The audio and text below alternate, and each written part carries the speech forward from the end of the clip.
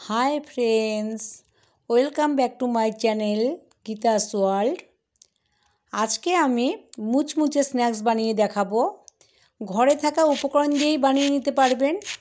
আওয়াজটা শুনে বুঝতেই পারছেন কতটা মুচমুচে। এবার আমি ভেঙেও দেখাচ্ছি আপনাদেরকে। এর জন্য এখানে আমি 150 গ্রাম চিড়ে আগের থেকেই পরিষ্কার করে রেখেছিলাম। সেটাই ভালোভাবে 3 বার করে ধুয়ে নেব। আর জল যাতে না থাকে সেদিকে খেয়াল রাখতে হবে। দেখুন একটুকু জল নেই। এদিকে আমি 2 টুকরো আলু আগের থেকেই সিদ্ধ করে রেখেছিলাম, সেটাই এখন আমি ম্যাশ করে রাখছি। ম্যাশ করে নিয়েছি। এখন আমি চিড়ে এবং আলুটাকে একসাথে ভালোভাবে মাখিয়ে নেব। এরপরে এখানে আমি নুন দিলাম স্বাদ অনুসারে।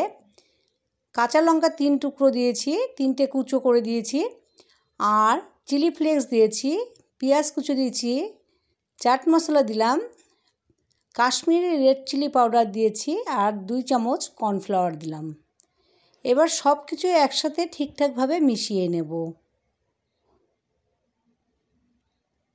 ভালোভাবে মিশিয়ে নিয়েছি, একটা ডোয়ের মতন বানিয়ে নিয়েছি। দেখুন ডোটা বানানো আমার হয়ে গেছে। এখন এই ডোর থেকেই আমি লেচি গড়ে নেব। এবার একটু হাতের সাহায্যে চ্যাপটা গোল মতন করে নিচ্ছি। বানানো কিন্তু খুবই সহজ আর খেতে কিন্তু অসাধারণ লাগবে। যদি আমার ভিডিও এতটুকু ভালো লাগে বন্ধুরা, তাহলে লাইক দিতে কিন্তু ভুলবেন না। আর যারা আমার চ্যানেলে নতুন তাদের বলছি, বন্ধুরা আমাকে সাবস্ক্রাইব করে দেবেন, তাহলে আমার ভিডিওর নোটিফিকেশন সবার আগে আপনি পেয়ে যাবেন। স্ন্যাক্স বানানো আমার হয়ে গেছে।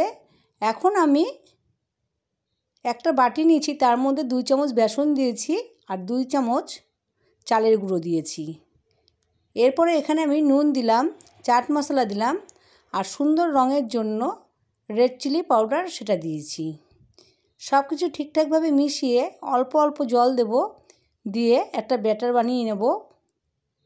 ব্যাটারটা না ঘন হবে না পাতলা হবে, সুন্দরভাবে ফেটিয়ে নিতে হবে। যত ভালোভাবে ফেটিয়ে নেবেন ততই কিন্তু মুচমুচে হবে।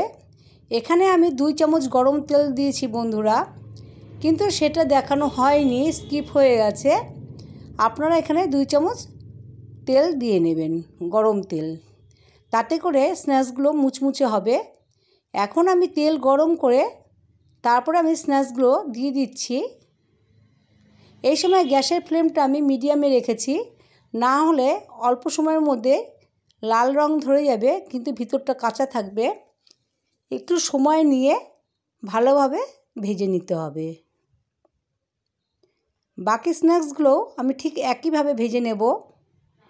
দেখুন বন্ধুরা, দেখেছেন তো বানানো কত সহজ, আর খেতে কিন্তু দারুণ লাগবে। তাহলে আর দেরি করবেন না, তাড়াতাড়ি এইভাবে স্ন্যাক্স বানিয়ে নেন।